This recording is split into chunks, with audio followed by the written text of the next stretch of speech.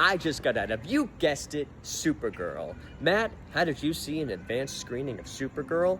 Well, that's easy. I came in a Trojan horse.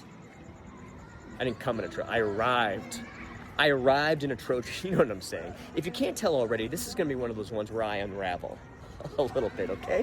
Because Supergirl, you should go see. I think Millie Alcock is a delight. I love her as an actress, and I can't wait to see what else she does with her career. I love a smaller scale superhero movie, okay? There's not worlds at stake or planets being destroyed. This is about Supergirl trying to save her dog, and she teams up with a young girl who wants to avenge her family.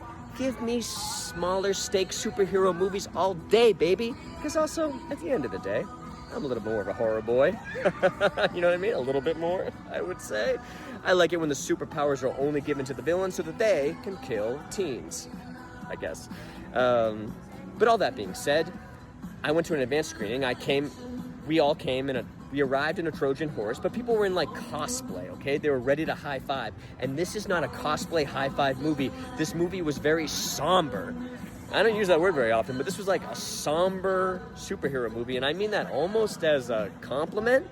Like, a lot of the emotional beats really worked for me. I love the idea that Superman is like this optimistic beacon of hope because he arrived on Earth as a baby and was raised by loving parents, and it's like Supergirl saw her entire civilization get destroyed, and she's jaded. And like, so much of that I really, really like, okay? But I think all movies, not just this, but all, you heard me, all movies are suffering from the same thing right now, and that is a lack of like setup.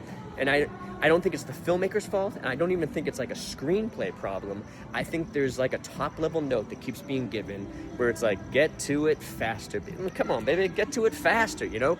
And so as a result, we get a lot of like third acts where people are like, well, you always do blank and now you've done whatever. And it's like, do they always do blank? I don't know that to be true. Do you know that to be true? I don't know that I know that to be, you know, like it's very like improv 101 type stuff that we would teach where it's like, people keep being like, you always do it. And it's like, do they? I don't know. Show me. Don't tell me. Cut it out. Cut it out, okay?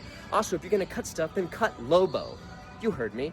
Jason Momoa was born for this role. Born to do what? Look cool, say some quippy things, and murder people? Anybody would be born for, you know what I mean? Like, you didn't trust that two women could lead a superhero film, so you added Lobo. That's how that felt, okay? And get rid of needle drops. They're a plague right now. They make sense for Guardians of the Galaxy because that's how that character holds on to the planet that they're from. But when you just use them willy-nilly, it doesn't make it, you know what I mean? Like, I love Jimmy Eat World too, but a cover of it I have to go by.